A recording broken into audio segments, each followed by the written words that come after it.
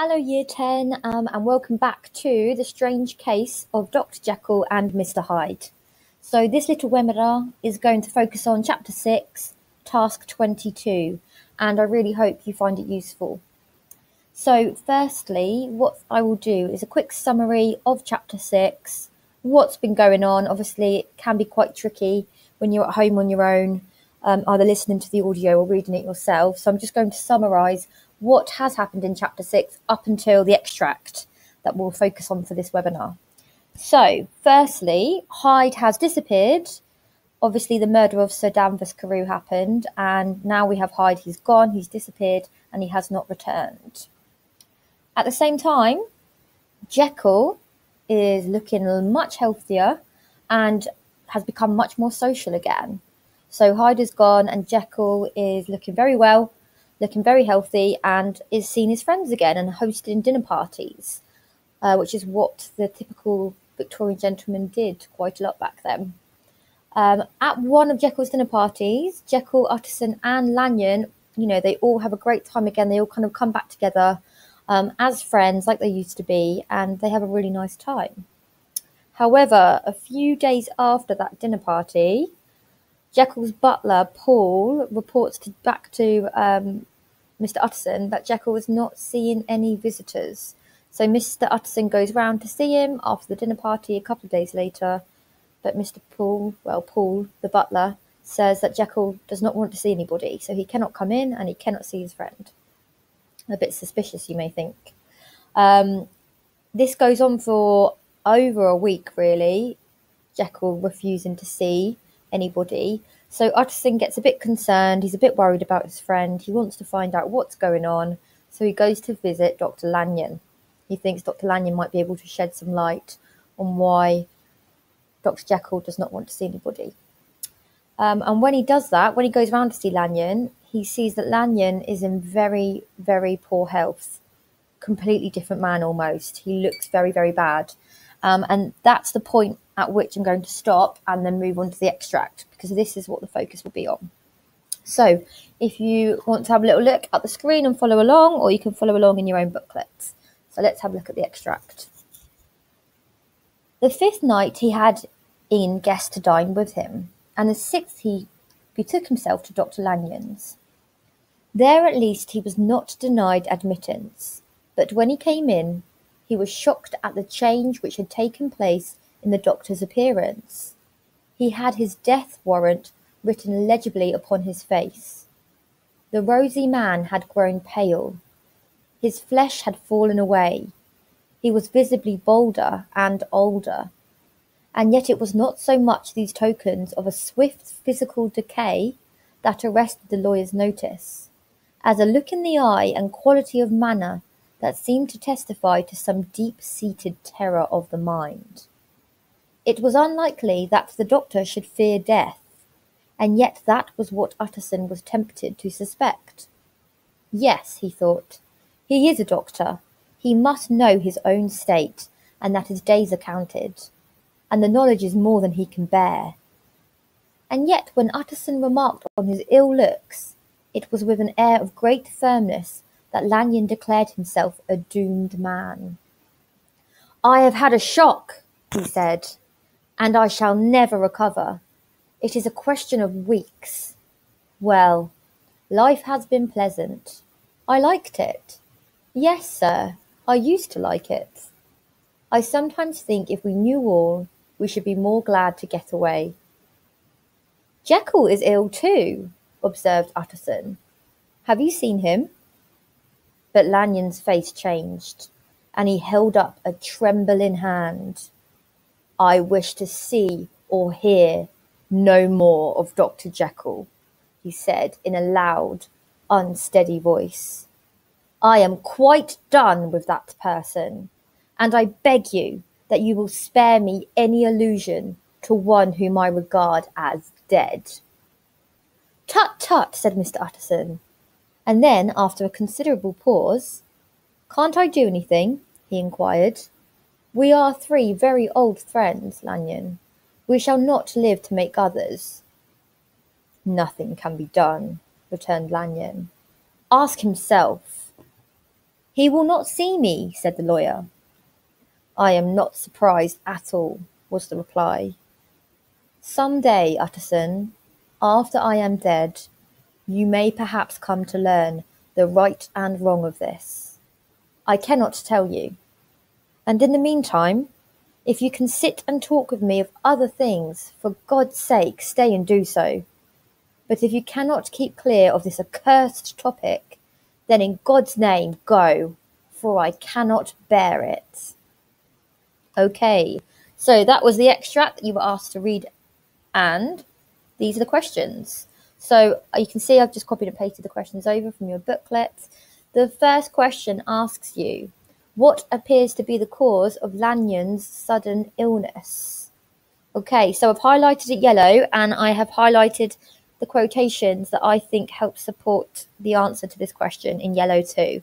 So it's nice and easy for you to see. So what do we think is the cause of Lanyon's sudden illness? What has made him become so poorly? If we look back at the extract, what I've done is highlighted in green how poorly Dr. Lanyon is. Some of these quotations are really important and good ones to remember, because what's important here is how badly Lanyon has been affected. Whatever it is that's happened to him, he physically looks really bad. He's got a couple of weeks before he dies. So here it says he had his death warrant written legibly upon his face. So obviously he doesn't literally have a death warrant written upon his face. It's a metaphor, but it shows you as the reader, it shows us all that just to look at his face, it just gives off so many signs that he is not going to be with us for much longer. He's going to die, and there's no way to fight it. There's no option here. Death is on his face. If you look at the man, you know how poorly he is. He's grown pale, so we associate paleness with kind of being poorly sometimes, being under the weather, being deathly. And it says here his flesh had fallen away. You can interpret that both literally and metaphorically here, I think. You know, he could be so poorly that his skin is actually coming off his face. And it's that idea as well that maybe, you know, metaphorically his life, his flesh, his life is fallen away. He's got no life left in him. He was visibly bolder and older. So you've got to think as well, in such a short space of time, how significant the effect has on that Lanyon. To be bolder, you know, it takes a long time for people to lose their hair and become bald.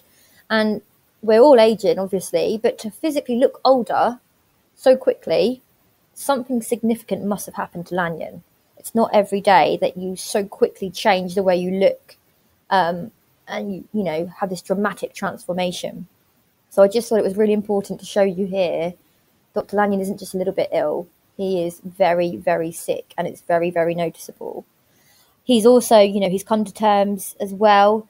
You can see here, it says, yes, he thought, he's a doctor. He must know his own state and that his days are counted, and the knowledge is more than he can bear.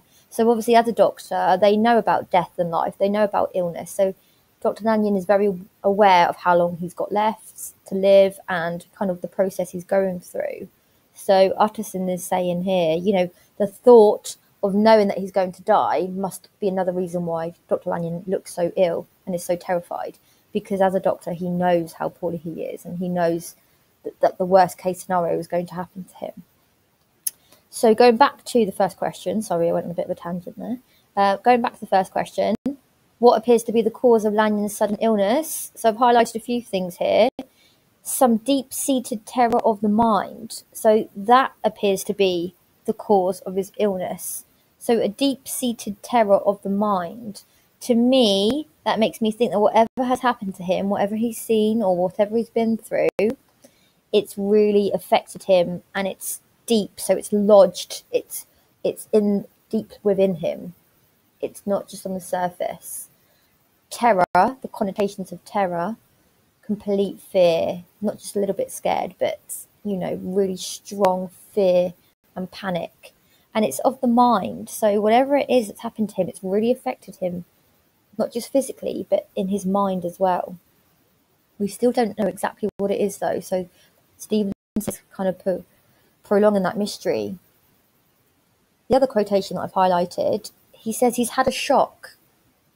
That's why he's got deep-seated terror. He's had a shock. Yet again, very short, not too much detail, very ambiguous here. What kind of shock? What has he seen, or what has happened to him? We don't know. As the reader, we are still curious, and we're still left wondering, well, what is it? What has he seen that has made such a big transformation of him? That means he's going to die soon, that he's looks completely different. So he doesn't go into much detail here, but we know that it's something that has given him such a shock, and that's the reason why he's suddenly so ill. The next question was, what suggests that Jekyll is somehow involved in his sudden decline? So by decline, we mean going down, don't we? So his sort of downfall, his illness, his eventual death. Yet again, it's a bit mysterious. So we're not told exactly what's happened, but we do know that Jekyll is involved. So I've highlighted in blue where it hints that Jekyll is to do with this. No, he is to do with Lanyon's illness. Utterson has commented that Jekyll is ill too, so that's quite curious. Jekyll's poorly, Lanyon's poorly. And straight away, the minute that Utterson mentions Jekyll's name, his face has changed. He holds up a trembling hand, so he's shaking, and he says, "I wish to see or hear no more of Dr. Jekyll." Now that is very clear. It's a declarative sentence. There's no mixed message there. He does not want to see or hear anything more about him, which suggests maybe they've had a fallout, maybe Jekyll has done something terrible to him. Remember, we know it's shock that's made him like this. And he said it in a loud and unsteady voice. So if he's loudly saying this, it's quite passionate, angry, aggressive, emotional, and he's unsteady. So even talking about Jekyll at this point is making him unsteady and not calm. He then goes on to say, "I'm quite done with that person, and I beg that you will spare me any allusion to one whom I regard as dead." So when he says "I'm quite done," he means I don't want anything more to do with him. We are no longer friends. We are no longer anything. I don't want to even hear his name anymore. And then by saying "I regard as dead," so to Dr. Lanyon, Dr. Jekyll is now dead to him. He doesn't want a friendship anymore. He doesn't want anything with him anymore. Another few quotations I've highlighted here that you could use to help you answer that question too. He says, "Ask himself," which he means Jekyll there. So, "Nothing can be done," returned Lanyon. "Ask himself," he means Jekyll. Here, Utterson says Jekyll will not see him either. And then lastly, I've highlighted this bit where it says, "Someday, Utterson, after I am dead, you may perhaps come to learn the right and wrong of this. I cannot tell you."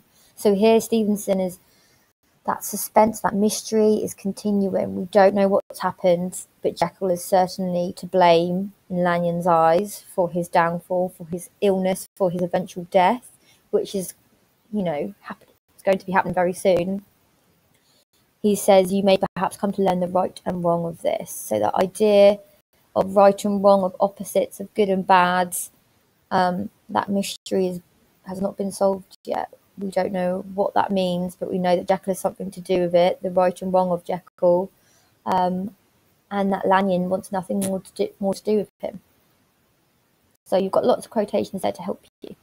And that is that. I hope that was helpful for you, and I hope everyone's doing okay at home. Take care of yourselves. Thank you. Bye-bye.